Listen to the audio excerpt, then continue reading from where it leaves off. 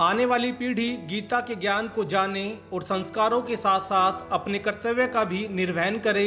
इसलिए जरूरी है कि स्कूलों में भी बच्चों को गीता के महत्व के बारे में बताया जाए।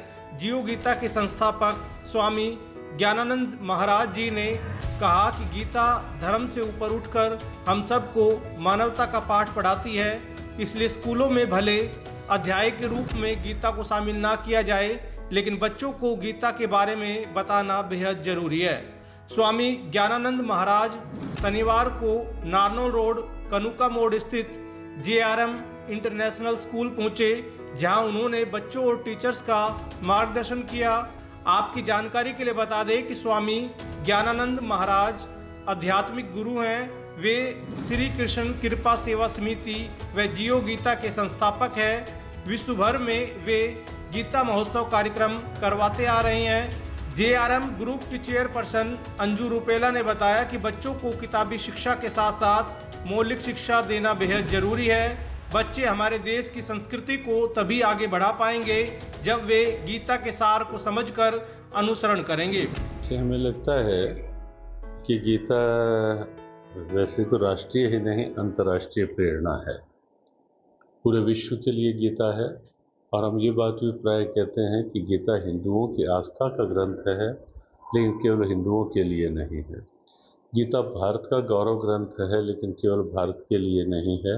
गीता की आज पूरे विश्व को आवश्यकता है। आज आप देखें, कहीं ना कहीं मन में चिंताएं बढ़ रही हैं, आशंकाएं बढ़ रही हैं। आज इंसान कहीं ना कहीं आशंकाओं में जी रहा है, तनाव में जी रहा है, कहीं दबाव, स्ट्रेस बढ़ रहे हैं।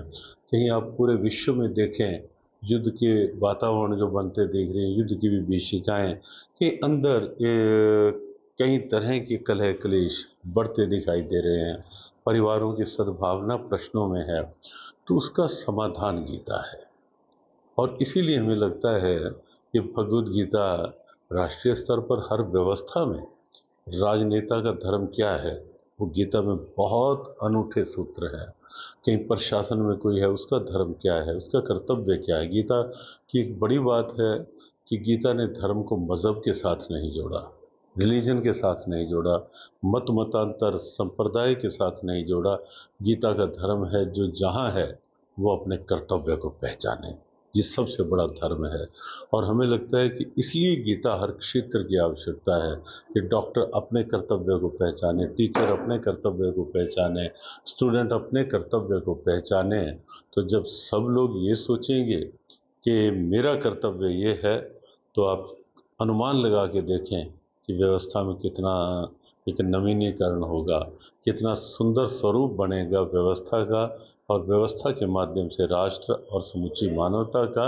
और केवल इसीलिए हमारा आग्रह है कि भगवद गीता को राष्ट्रीय स्तर पर कुछ ऐसी स्वीकार्यता मिले।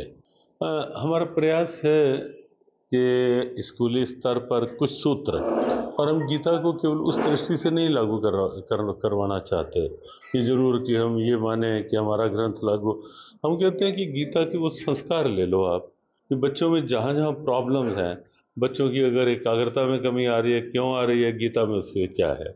बच्चों के आत्मविश्वास में कमी आ रही है, तो उसके लिए गीता में क्या सूत्र है कि जिससे बच्चों का आत्मविश्वास बढ़े, बच्चों की एकाग्रता बढ़े, बच्चों के अंदर मूल्य वैल्यूज़ आए।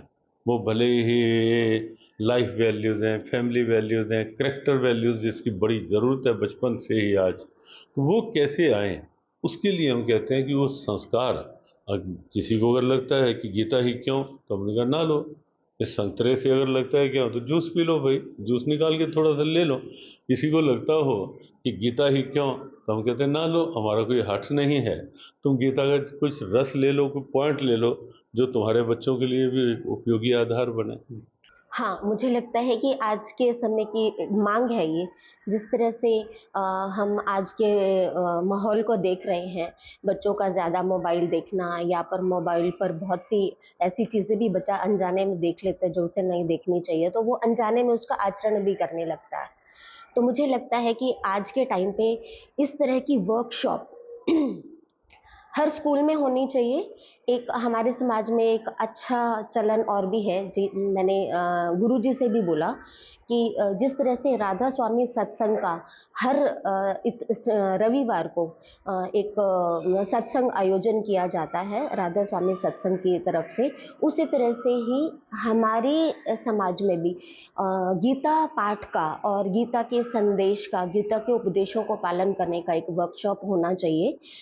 उसमें उसके बारे में हमने गुरुजी से बात की है, तो उन्होंने हमें वादा किया है कि वो कुछ ऐसे अध्याय हमें भेजेंगे जो कि हम बच्चों को पढ़ा सकें, उसके बारे में बता सकें, और बच्चों का जो है उनके साथ बातचीत करने के बाद उनका जो उद्देश्य है जीवन का वो भी उनको पता लगेगा और उनके चरित्र का निर्माण भी होगा। और अगर बच्चों का चरित्र निर्माण अच्छे से होगा तो समाज का भी अपने आप होगा।